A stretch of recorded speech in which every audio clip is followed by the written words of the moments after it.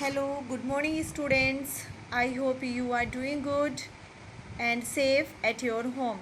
Today, I am going to begin Bihai book second chapter, that is the sound of music, second part, the Sehnai of Bismillah Khan. In previous video, I taught you the first part of this chapter, that is the biography of Evelyn Glennie, and in this part we will know about the Bismillah Khan. Bismillah Khan is a famous Sehnai player. And before you read, पढ़ने से पहले, do you know this people, क्या तुम इन लोगों को जानते हो? What instrument do they play, जो इंस्ट्रूमेंट ये बजाते हैं, क्या तुम इन लोगों के बारे में जानते हो? First we will know about these players in the picture. First, जो ये फ्लूट बजा रहे हैं ये हैं Hari Prasad Chaurasia. And in second picture जो ये सितार बजा रहे हैं ये हैं उस्ताद विलायत खां. और जो ये टू सिस्टर्स हैं, जो वायलिन सिस्टर इन्हें कहा जाता है, ये हैं doctor M Lalitha and Nandini. और जो ये आप मुस्कुराता हुआ चेहरा देख रहे हैं ये है जाकिर हुसैन, जो तबला बजाते हैं. एंड जो ये सरोद बजा रहे हैं, सरोद प्लेयर जो हैं ये हैं उस्ताद अमजद अली खान. और जो आपके सामने ये वायलिन बजाते हुए दिखाई दे रहे हैं ये है कुन्ना कुड़ी वैद्यनाथन. एंड सारंगी जो बजाते हुए आपको नज़र आ रहे हैं पिक्चर में ये हैं सुल्तान खान. और जिनके बारे में हम इस चैप्टर में पढ़ने वाले हैं ये हैं उस्ताद बिस्मिल्लाह खान.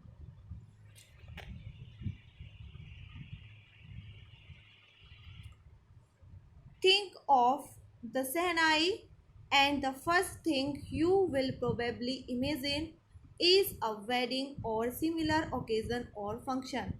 जब कभी भी सहनाई के बारे में सोचते हैं तो पहली चीज़ जो हमारे माइंड में आती है वो जो प्रोबेबली जो इमेज आती है, जो हम इमेजिन करते हैं वो आती है सहनाई की, कि सहनाई जो है वेडिंग में कैसे बजाई जाती है और ये सिमिलर ओकेज़न और फंक्शन की शादी में या शादी के तरह के जो दूसरे फंक्शंस होते हैं, जो ओकेज़न्स होते हैं उनमें जो है सहनाई बजाई जाती है. The next would probably be उस्ताद बिस्मिल्लाह खान. और जो ये सहनाई बजाने वाले हैं ये उस्ताद बिस्मिल्लाह खान का नाम ही आता है. द सहनाई मेस्ट्रो, जो सहनाई मेस्ट्रो के नाम से जाने जाते हैं. Maestro means Ustad. Playing this instrument, जो इस इंस्ट्रूमेंट को बजाने वाले हैं. इट मीन्स जब भी किसी वेडिंग में वेडिंग होती है या फिर अदर ओकेज़न होते हैं तो उसमें सहनाई बजाई जाती है. और जब सहनाई बजाई जाती है तो सबसे पहले जो नाम निकल कर आता है वो आता है उस्ताद बिस्मिल्लाह खान का. He is a famous maestro.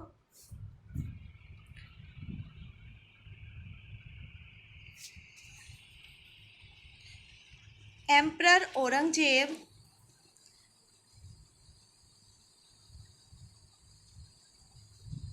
Emperor Aurangzeb banned the playing of a musical instrument called pungi in the royal residence for it had a shrill, unpleasant sound. Aurangzeb एक मुगल एम्परर था. उसने जो म्यूज़िकल इंस्ट्रूमेंट था जिसको पुंगी के नाम से पुकारा जाता था उस पर बैंड लगा दिया. इन द रॉयल रेजिडेंस, एक शाही दरबार में उस पर उसने बैंड लगा दिया.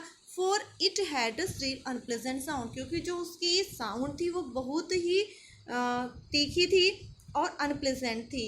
पुंगी became the generic name for reeded noise maker. और जो पुंगी थी वो बन गई थी जो रीडेड से बने हुए नॉइज टॉय थे वो उनमें एक जेनरिक नेम बन गई थी.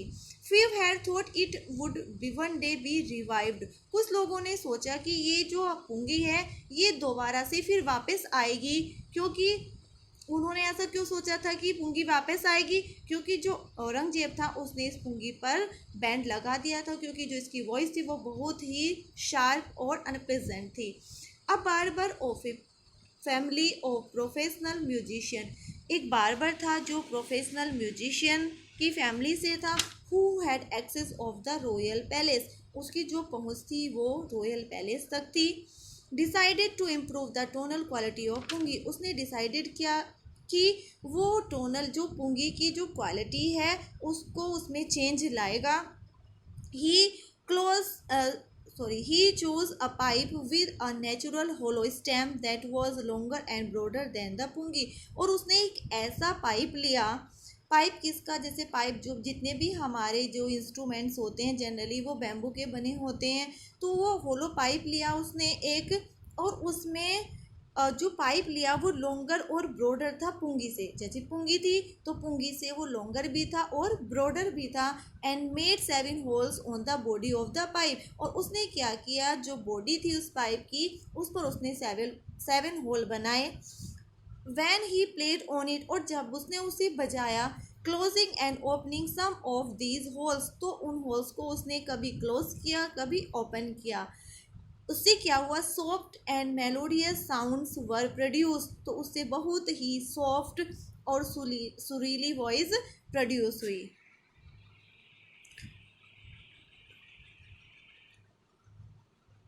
He played the instrument before royalty and everyone was impressed. अब उस बारबर ने उस इंस्ट्रूमेंट को शाही दरबार में बजाया और इससे जो वहाँ पर बैठे हुए लोग थे वो सारे इम्प्रेस्ड हुए.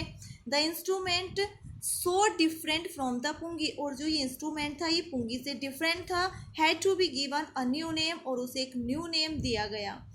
एज द स्टोरी गोज, और स्टोरी जैसे आगे बढ़ती है, since it was first played in the shah chambers and was played by a nai, the instrument was named the shehnai. और जैसे ही स्टोरी आगे बढ़ती है, इसको जो पहली बार जब शाह चैम्बर में, शाह कहते हैं जो किंग के लिए वर्ड आता है, जो मुगल एम्पायर में किंग होते हैं उनके लिए शाह वर्ड का यूज़ किया जाता था उस समय. शाह चैम्बर एक होल था, उसमें जो उनका एक होल था, चैम्बर था, उसमें उन्होंने शहनाई को जब बजाया गया तो वो एक नाई के द्वारा बजाई गई, और इस इंस्ट्रूमेंट को एक नया नाम दिया गया, वो नाम था शहनाई, और शहनाई नाम शाह के नाम पर ही दिया गया. Here are 2 pictures of first as pungi. देखो ये पुंगी की पिक्चर है कि जैसे आपने देखा होगा जो ओल्ड फिल्म्स होती हैं उसमें जब सांप होते हैं, सांप के सामने बीन टाइप इस तरह से बनाई जाती है, तो इस तरह से ये पुंगी की पिक्चर है. और जब इसका नया इसमें डिफ्रेंशिएट किया गया इस दोनों में, पुंगी में और शहनाई में, तो शहनाई एक नई सा इंस्ट्रूमेंट निकल कर आया. ये this one is shehnai.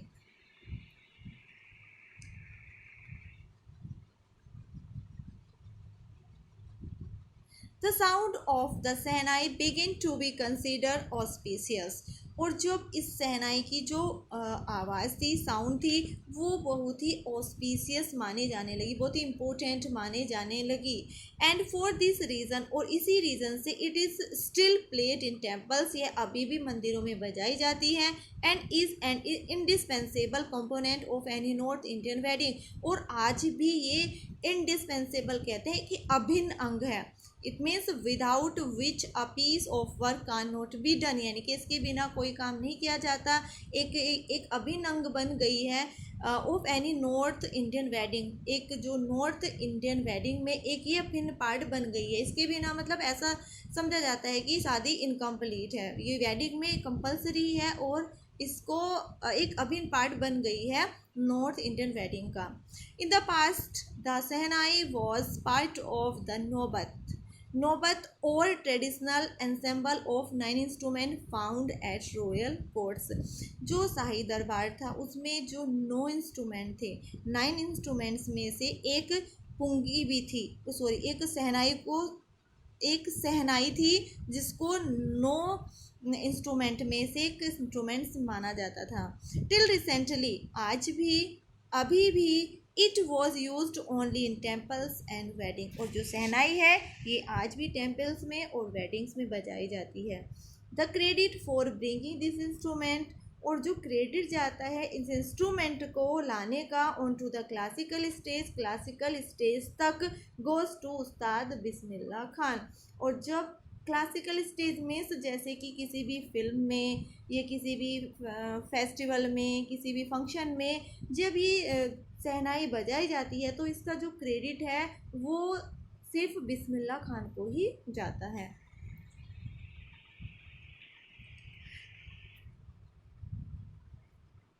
As a 5 years old, Bismillah Khan played gulli danda near a pond in the ancient estate of Dumrao in Bihar.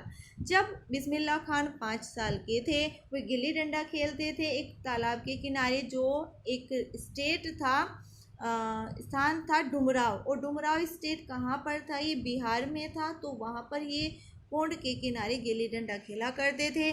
He would regularly go to that nearby Biharji temple to sing the Bhojpuri chaita. और ये जो पास में ही बिहारजी temple था उसमें भोजपुरी चेता गाने के लिए जाया करते थे। चेता कहते हैं एक देवी का सॉन्ग होता है जो चैत्र का महीना होता है ना, उस महीने में गाया जाता है, जिस महीने में जो फर्स्ट मंथ ऑफ होता है, फर्स्ट मंथ में नवरात्रे आते हैं ना, तो उस मंथ में वो चेता गाया करते थे। At the end of which he would earn a big laddu weighing 1.25 kg, a prize given by the local Maharaja. और जो वहाँ के लोकल महाराजा थे उसके बदले में जब वो भोजपुरी चेता गाते थे तो उसके बदले में as a prize, as a reward वो उसे 1.25 किलो का लड्डू देते थे बिस्मिल्लाह खान को। Sorry, this happened 80 years ago। और ऐसा 80 साल पहले हुआ था। And the little boy has travel far to earn the highest civilian award in India. और इस छोटे लड़के ने इतनी फेम गेन की कि इन्होंने हाईएस्ट सिविलियन अवार्ड गेन किया, द भारत रत्न, जो भारत रत्न था। हाईएस्ट सिविलियन अवार्ड है हमारा भारत रत्न, तो इन्होंने वो गेन किया। Born on 21 March 1960, Bismillah belongs to a well-known family of musicians from Bihar. Bismillah Khan 21 मार्च 1916 को एक म्यूजिशियन की फैमिली थी, बिहार में अच्छी वेल नोन फैमिली थी, वो उससे बिलोंग करते थे। His grandfather Rasool Bakhsh Khan was the shehnai nawaz of the Bhojpur kings court. और जो इनके ग्रैंडफादर थे, जो दादाजी थे, उनका नाम रसूल बख्श खान था और वो शहनाई नवाज थे। भोजपुर किंग, जो भोजपुर का किंग का दरबार था उसमें वो एक शहनाई नवाज थे, शहनाई उस्ताद थे, शहनाई प्ले करने वाले थे। हिज फादर पैगंबर बख्श, और जो बिस्मिल्लाह खान के फादर थे वो पैगंबर बख्श थे। एंड अदर पैटर्नल एंसेस्टर, और जो दूसरे उनके पूर्वज थे, were also great shehnai players, वो भी एक महान शहनाई प्लेयर ही थे।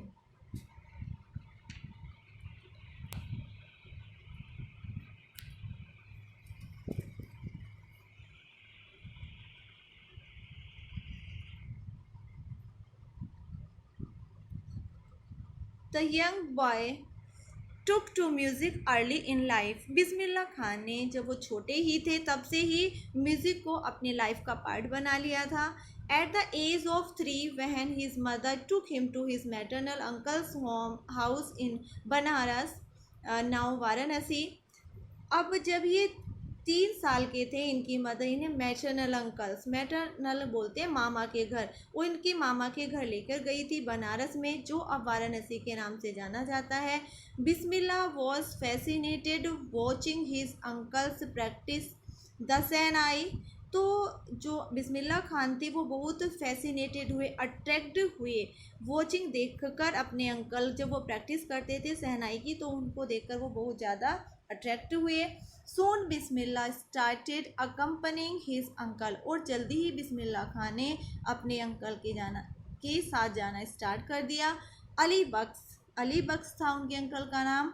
टू द विष्णु टेम्पल, और जो उनके अंकल थे वो विष्णु टेम्पल जाते थे। और बनारस, जो बनारस में था, where Bakhsh was employ to play the shehnai, जहाँ पर वो एक एम्प्लॉय थे। इट मीन्स वो मंदिर में जो विष्णु टेम्पल था उसमें शहनाई प्ले करते थे। Ali Bakhsh would play the shehnai and Bismillah would sit captivated for hours on and.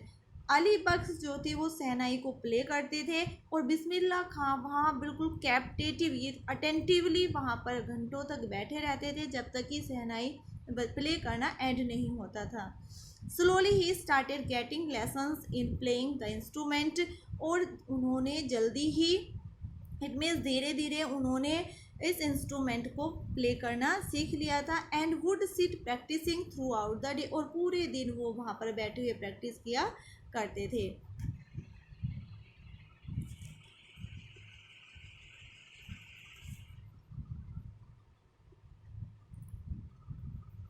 For years to come, the temple of Balaji and Mangala Maya and the bank of the Ganga became the young apprentice's favorite haunts where he could practice in solitude.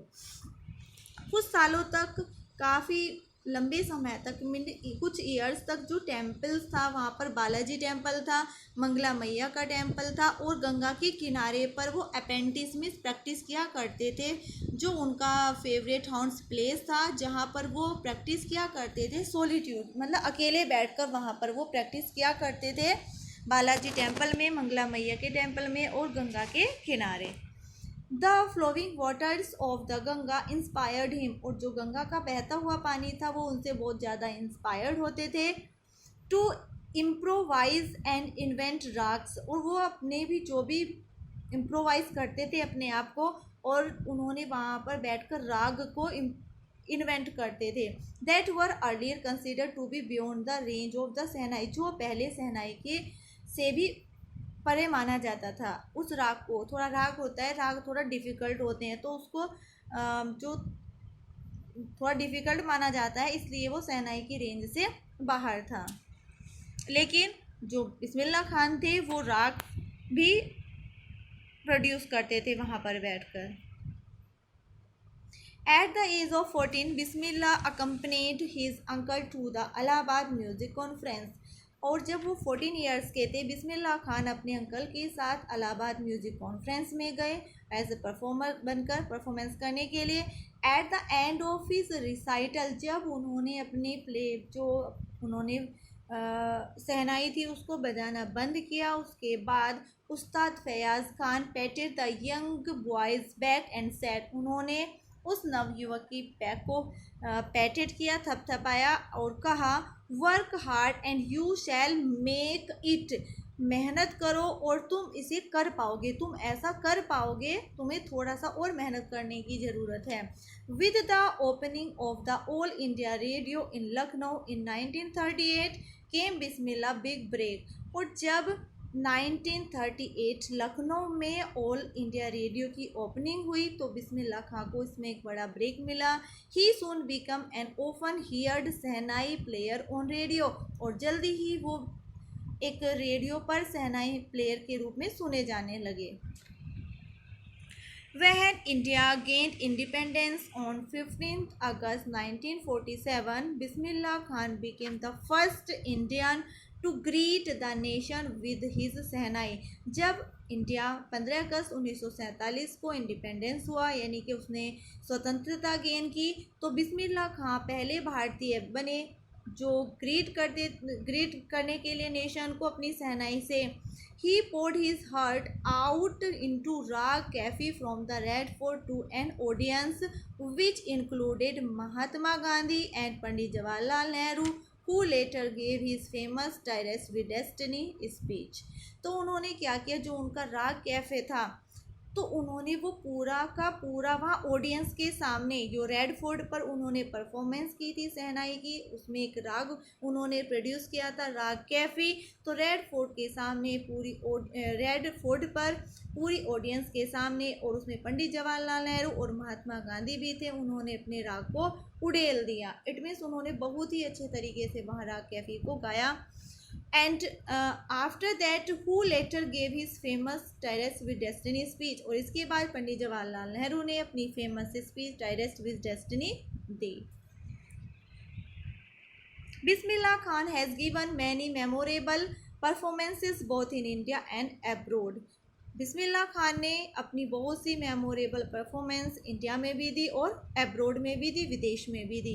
His first trip abroad was to Afghanistan, और उनकी जो पहली journey थी वो abroad, यानी कि जो पहली जर्नी थी उनकी विदेश में, वो अफ़गानिस्तान की थी। उन्होंने अफ़गानिस्तान में पहला ट्रैवल किया, जहाँ पर king Zaheer Shah so taken in by the maestro that he gifted him priceless Persians, carpets, and other souvenirs.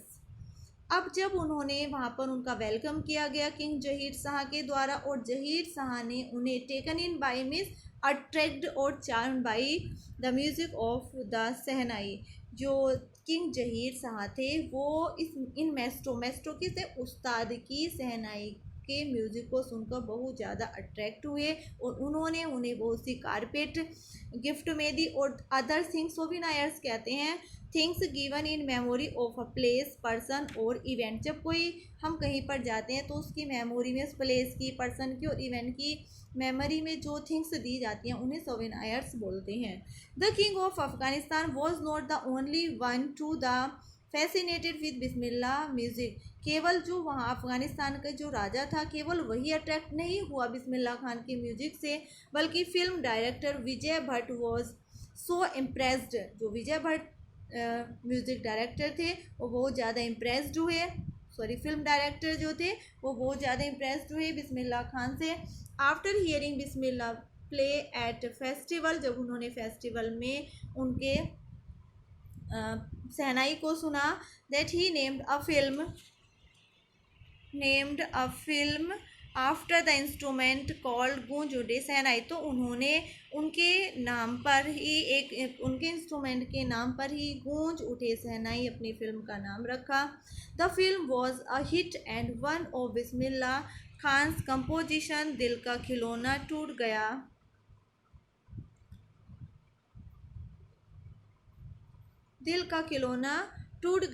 Turned out to be a national wide chartbuster. अब जब उन्होंने उस अपनी फिल्म का नाम गूंज उठे शहनाई रखा तो इससे बिस्मिल्लाह खान ने कंपोजिशन की थी इस फिल्म में दिल का खिलौना टूट गया, तो इससे यह नेशन वाइड पूरे नेशन में रिकॉर्ड ब्रेकर फिल्म हुई।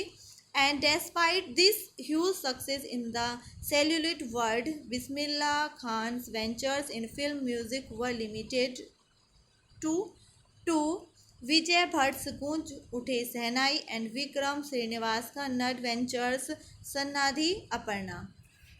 अब celluloid means old fashion way of referring to film. अब जो बिस्मिल्लाह खां थे उन्हें जो फिल्म थी बिस्मिल्लाह खान ने जिसमें कंपोजिशन दी थी वो रिकॉर्ड ब्रेकर हुई, लेकिन इसके बावजूद भी, इतनी सफलता के बावजूद भी जो बिस्मिल्लाह खान थे वो जो ओल्ड फैशन था ये फिल्म इंडस्ट्रीज़ का, फिल्मों का, वो उनसे बिस्मिल्लाह खान ज़्यादा अट्रैक्ट नहीं थे, ज़्यादा इम्प्रेस नहीं हुए थे, और उन्होंने केवल लिमिटेड वर्क ही किए। उन्होंने अपने 2 म्यूज़िक ही दिए। एक तो विजय भट्ट की जो गूंज उठे शहनाई फिल्म थी उसमें उन्होंने कंपोजिशन दी थी दिल का खिलौना टूट गया, और जो विक्रम श्रीनिवास कन्नड़ का एक सीरियल था सनादि अपर्णा, उन्होंने उसमें अपना म्यूज़िक दिया था। I just can't come to term with the artificiality. अब बिस्मिल्लाह खान कहते हैं कि मैं केवल ये चीज़ें आर्टिफिशियलिटी को देखकर अट्रैक्ट नहीं हुआ हूँ, and glamour of the film world, कि मैं जो ये ग्लैमर होता है, इस चमक धमक होती है फिल्मों की, और आर्टिफिशियलिटी से ज़्यादा इम्प्रेस नहीं होता हूँ। And he says with emphasis, और ऐसा उन्होंने बहुत एम्फेसिस करते हुए कहा। Awards and recognition came thick and fast. Bismillah Khan became the first Indian to be invited to perform at the prestigious Lincoln Center Hall in the United States of America. Awards and recognition, उन्हें awards भी मिलने लगे और recognition पहचान भी मिलने लगी। And Bismillah Khan became the first Indian, और जो वो पहले एक इंडियन थे जिनको इनवाइट किया गया था परफॉर्मेंस करने के लिए prestigious Lincoln centre hall United state of America में। यूनाइटेड स्टेट ऑफ अमेरिका में एक प्रेस्टिजियस लिंकन सेंटर हॉल में उनको परफॉर्मेंस करने के लिए इनवाइट किया गया था। वो एक पहले भारतीय थे जिनको इनवाइट किया गया था। He also took part in the world expositions in Montreal, in the Cannes art festival and in the Osaka trade fair. और इनको एक ही ऑल्सो टुक पार्ट, और इन्होंने भाग लिया वर्ल्ड एक्सपोजिशन इन मॉन्ट्रियल। मॉन्ट्रियल में एक एग्जीबिशन हुई थी वर्ल्ड एक्सपोजिशन, उसमें इन्होंने भाग लिया। इन द कैनास, कैनास जो प्लेस है फ्रांस में, आर्ट फेस्टिवल, फ्रांस में आर्ट फेस्टिवल हुआ था, वहाँ पर भी इन्होंने टुक पार्ट किया। And in the Osaka, Osaka is the place in Japan, Japan में एक ट्रेड फेयर हुआ था, उसमें भी इन्होंने पार्टिसिपेट किया, यानी कि अपनी performance the. So well known did he become internationally, ये इतने फेमस हो गए इंटरनेशनली लेवल पर, that an auditorium in Tehran was named after him, कि तेहरान में एक ऑडिटोरियम, एक हॉल था, उसका नाम इनके नाम पर ही रखा गया। तेहार मॉस्क्यू उस्ताद बिस्मिल्लाह खां, तेहार मॉस्क्यू उस्ताद बिस्मिल्लाह खां जो ऑडिटोरियम था तेहरान में, इनके नाम पर ही रखा गया। National awards like the Padma Shri, the Padma Bhushan and the Padma Vibhushan were conferred on him, और सॉरी बिस्मिल्लाह खान ने जो नेशनल अवार्ड्स थे जैसे पद्मश्री, पद्मा भूषण और पद्म विभूषण इन्होंने अचीव किए। In 2001 Ustad Bismillah Khan was awarded India's highest civilian award, और 2001 में उस्ताद बिस्मिल्लाह खान ने जो भारत का सबसे सर्वोच्च नागरिक का पुरस्कार होता है भारत रत्न, वो भी इन्होंने अचीव किया।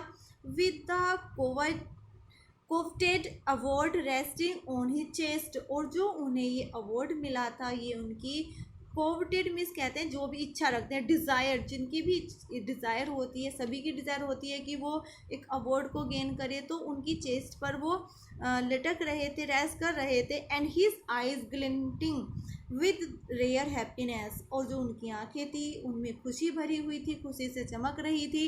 ही सैड, उन्होंने कहा, all I would like to say is, कि मैं इतना ही कहना चाहूँगा, टीच योर चिल्ड्रन म्यूजिक, अपने बच्चों को म्यूज़िक सिखाओ। This is Hindustan richest tradition, यही हिंदुस्तानियों की सबसे बड़ी परंपरा है, सबसे बड़ा ट्रेडिशन है। Even the west is now coming to learn our music, और जो वेस्टर्न कंट्रीज़ हैं वो भी हमारे जो म्यूज़िक है उसको सीखने के लिए आते हैं। In spite of having travel all over the world, यानी कि पूरी उन्होंने वर्ल्ड की जो जर्नी की, ट्रैवल की पूरे वर्ल्ड की, और पूरे वर्ल्ड में जब उन्होंने जर्नी की, ट्रैवल की, तो खान साहब एज ही इज़ फोनली कॉल्ड, और उन्हें बड़े प्यार से लोग खान साहब के नाम से पुकारते थे। is exceedingly fond of Banaras and Tumrao, and they remain for him the most wonderful towns of the world. Exceedingly fond of Banaras, जो बिस्मिल्लाह खान थे वो बहुत ही ज़्यादा बनारस के और डुमराव के उनके फेवरेट प्लेस थे, वो उनके वो ज़्यादा उन्हें लाइक करते थे। दे रिमेन फॉर हिम, और वो उनके लिए पूरे वर्ल्ड में सबसे ज़्यादा वंडरफुल टाउन के रूप में रहे। A students of his once wanted him to head a shehnai school in USA, और एक जो उनका स्टूडेंट्स था वो यूएसए गया, तो यूएसए में वो चाहता था कि बिस्मिल्लाह खान वहाँ पर एज ए हेड वर्क करें, एज शहनाई के रूप, शहनाई वादक के रूप में। And the students promise to recreate the atmosphere of Banaras by replicating the temples there, और जो स्टूडेंट्स था उसने बिस्मिल्लाह खान से प्रोमिस किया कि जितने जैसा बनारस है, बनारस जैसा एटमोसफियर वो वहाँ के जो टेम्पल्स को रिप्लिकेटिंग बिल्कुल एग्जैक्ट ऐसे ही वहाँ पर बना देगा, रिप्लिकेटिंग कर देगा टेम्पल्स को, और एक एटमॉस्फेयर प्रोड्यूस कर देगा कि जैसे बनारस जैसा एटमॉस्फेयर वहाँ पर हो गया हो। Sorry, but Khan Sahab asked him if he would be able to transport river Ganga as well, लेकिन बिस्मिल्लाह खान ने कहा कि क्या तुम रिवर गंगा को भी ट्रांसपोर्ट कर सकते हो। लेटर ही इज़ रिमेंबर, और बाद में उन्हें याद आया, रिमेंबर टू हैव सेड, उन्होंने याद कर कहा, that is why van ever I am in foreign country, कि यही कारण है कि जब कभी भी मैं विदेश में होता हूँ, I keep yearning, yearning means desire, तो मेरी इच्छा होती है टू सी हिंदुस्तान, मेरी इच्छा होती है कि मैं हिंदुस्तान को देखूं, हिंदुस्तान देखने की इच्छा होती है। वाइल इन मुंबई, और जब मैं मुंबई में होता हूँ, इवन इन इंडिया में ही होता हूँ, I think of only Banaras and the Holi Ganga, तो मैं केवल बनारस के बारे में और उस पवित्र गंगा के बारे में ही सोचता हूँ। एंड वाइल इन बनारस, और जब मैं बनारस में होता हूँ, आई मिस द यूनिक मठ ऑफ डुमराव, तो मैं डुमराव में जो मठ है, जो यूनिक है, अनोखे जो मठ्स बने हुए हैं डुमराव में, मैं उनको मिस करता हूँ। मठ कहते हैं जहाँ पर बहुत जो रिलीजियस पीपल, जो सेंट वगैरह होते हैं वो रहते हैं, वहाँ पर उसको मठ्स बोलते हैं। And in the last passage, Ustad Bismillah Khan's life as a perfect example of the rich culture heritage of India, जो उस्ताद बिस्मिल्लाह खां का जीवन है वो एक परफेक्ट एग्जाम्पल है, जो हमारी रिच कल्चर संस्कृति है जो हमें विरासत में मिली है भारत को, तो वो एक अच्छा एग्जाम्पल है उस्ताद बिस्मिल्लाह खान का। वन दैट एफर्टलेसली, जो कोई भी एफर्टलेसली एक्सेप्ट स्वीकार करता है, दैट अ डिवोटी मुस्लिम, कि एक डिवोटी मुस्लिम के रूप में, लाइक हिम, उसी की तरह, कि कोई भी जो ऐसा मानता है कि एक डिवोटी मुस्लिम की तरह can very naturally play the shehnai every morning, वो प्रत्येक मॉर्निंग को शहनाई बजाना चाहता है, वास्तविक रूप से ऐसा करना चाहता है कि वो बांसुरी बजा सकता है at the Kashi Vishwanath temple, Kashi Vishwanath temple में। यदि मतलब कहने का मीन्स ये है कि यदि एक सच्चा मुसलमान है, वो कुछ करना चाहता है, शहनाई बजाना चाहता है, तो क्योंकि ऐसा होता है ना कि जो मुस्लिम होते हैं उनको परमिशन नहीं होती हिंदू टेम्पल्स में शहनाई बजाने की, लेकिन फिर भी एक वो सच्चे डिवोटी मुस्लिम थे, और उनकी तरह यदि कोई प्रत्येक मॉर्निंग काशी विश्वनाथ टेम्पल में शहनाई बजाना चाहता है तो वो बजा सकता है। Okay students, I hope you have understood this chapter. Thank you.